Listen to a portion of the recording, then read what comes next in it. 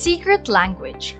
Language has been used by people for many different purposes, from keeping secrets, limiting knowledge, limiting access to resources, sending messages in ways that only the intended recipient can understand, and many others. In this self-learning video, we will discuss a few ways in which language is manipulated for such purposes. Riddles. Riddles are language puzzles that make use of metaphors expressed in an elegant way. Riddles were used in the past in a selection process. Only the ones able to answer a riddle correctly were considered worthy of whatever is solved. A famous riddle is the riddle of the Sphinx. In Greek mythology, a sphinx, a monster with the body of a lion, the head of a human, usually a woman, and usually has wings. The story of Oedipus Rex, a sphinx decided to block access to the city of thieves, allowing access if and only if a person trying to enter can answer her riddle. The riddle goes like this: what goes on 4 feet in the morning, 2 feet at noon, 3 feet in the evening? No one could answer the riddle, and those who tried unsuccessfully were eaten by the Sphinx. That is, until Oedipus, a prince of Corinth, came along. He was able to solve the riddle. The answer is man. During the morning, that is, when a man is still very young, he crawls with his hands and legs, 4 feet. Then, in the middle of his life, he walks upright on 2 feet. In the evening, that is, near the end of his life, he walks on 2 feet plus a cane, 3 feet. The Sphinx, upon hearing the correct answer, killed herself. The joyful people of Thebes made Oedipus their king. It seems almost every culture in the world has riddles. Riddles have many purposes, some light-hearted and some serious.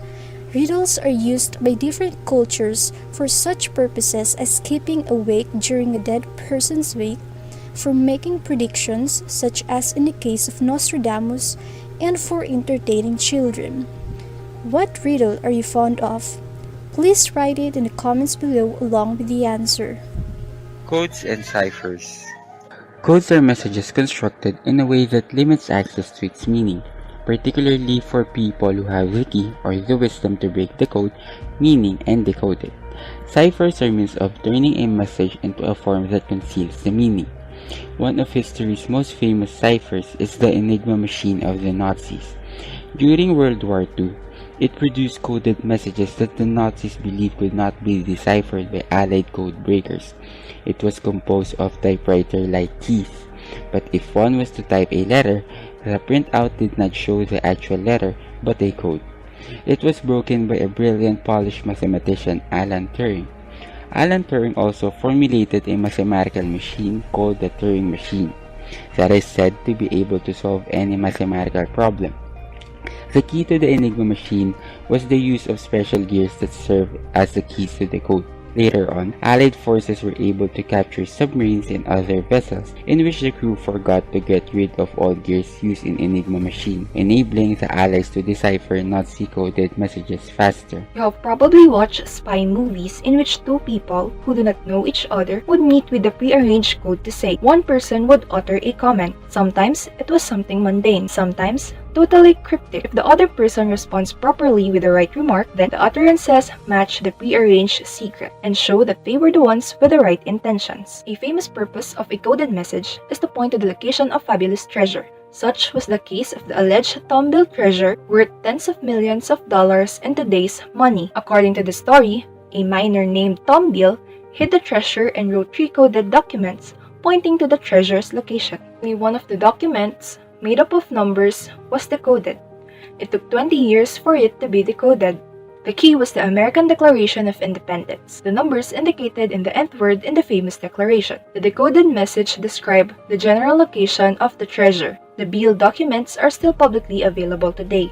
Anagrams. Anagrams are words written by rearranging the letters of other words. Examples of these include the words reside and desire, rescued and reduces, innovation and too vain. Anagrams became convenient ways of hiding secrets. A classic case of this is when Galileo wrote to Kepler. Galileo wrote the following: Haec immatura a me iam frustra leguntur oi. This means, these immature ones have already been read in vain by me. It is a secret message about Galileo's discovery of the phases of the planet Venus. Rearranging the words would show the message. However, this was an imperfect anagram because the word oi does not fit. The message was, Cynthiae figuras emulatur mater amorum. This means, the mother of love imitates the figures of Cynthia. Writing messages to famous scientists at the time was a way of publishing discoveries. They were written in anagrams to avoid the possibility that the addressee might claim credit for the discovery.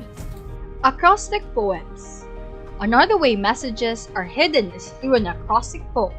It involves poems whose first letter of every line stands for something else. A famous example of this in the Philippines is the poem Prometheus Unbound by Pete Lacaba during the time of the Marcos dictatorship. During this time, a pro-Marcos magazine was monitored for any anti-Marcos messages and strictly censored. The poem was published in the magazine without the editor and publisher realizing that there was a hidden message in the acrostic. The magazine was already sold to the public when this anti-Marcos protest was found. The message is shown on the screen. Cryptic crosswords. Everyone is familiar with crossword puzzles. They involve a description of a word in horizontal and vertical alignment, with boxes to show how many letters are in the word and with numbers to indicate which description refers to which word. The British newspaper The Sun has a daily section featuring a cryptic crossword puzzle. The description of each word is done in two ways. One is a literal description of the word.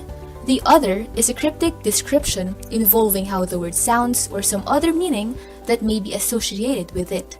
For example, for one entry, the literal description is a domestic pet. The cryptic description is African country bore an experimental victim. The answer is guinea pig.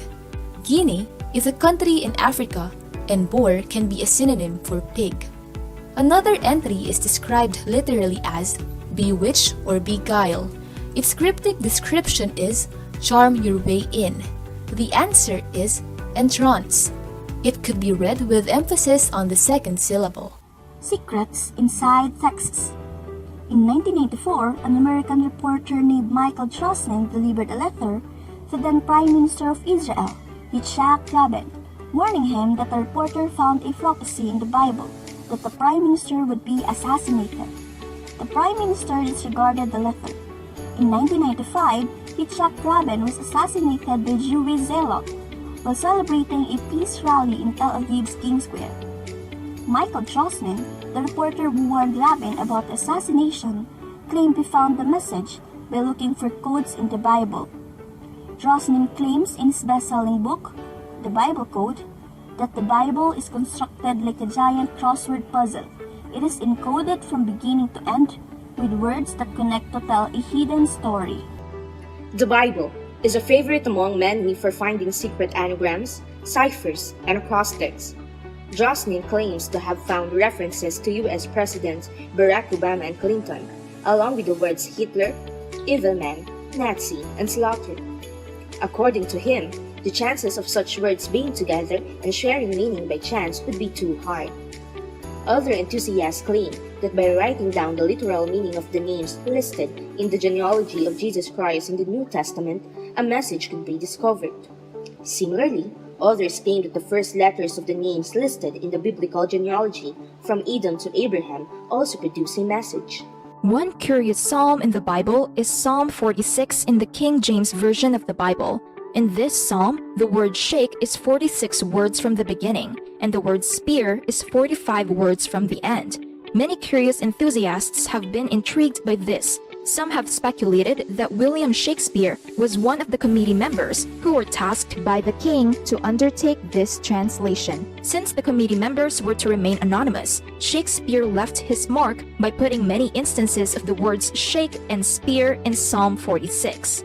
Other documents that have been scrutinized for secret, usually coded messages include albums of the hugely popular 60s band The Beatles. This is mostly true for their later albums. Every time the Beatles published their albums, fans would pore over their covers searching for clues about secrets of the Beatles.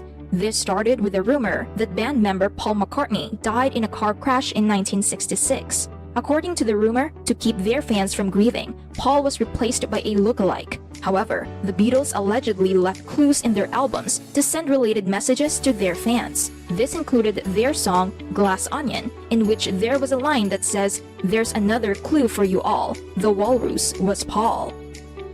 Gematria. Many of the letters in many ancient languages were also used for numbers. It's possible, therefore, to come up with a related total by summing up the letters standing for numbers in a word, or more importantly, in a name. This is called gematria. A popular application of this is to interpret the instruction in the book of Revelation about the name of the Antichrist as gematria. It also forced all people, great and small, rich and poor, free and slave, to receive a mark on their right hands or on their foreheads, so that they could not buy or sell unless they had the mark, which is the name of the beast or the number of its name. This calls for wisdom. Let the person who has insight calculate the number of the beast, for it is the number of a man. That number is 666. Many names have been put forth as the name or number of the beast. However, one very popular interpretation, especially among many Protestants and fundamentalists, is that of the title of the Roman Catholic Pope Vicarius Filii Dei, adding up the value of the letters that are also used as number in this title. One comes up with 666. As mentioned, this is particularly popular among many Protestants because during the Reformation and even several centuries after it, many Protestants view the Roman Pontiff as the Antichrist. Backmasking.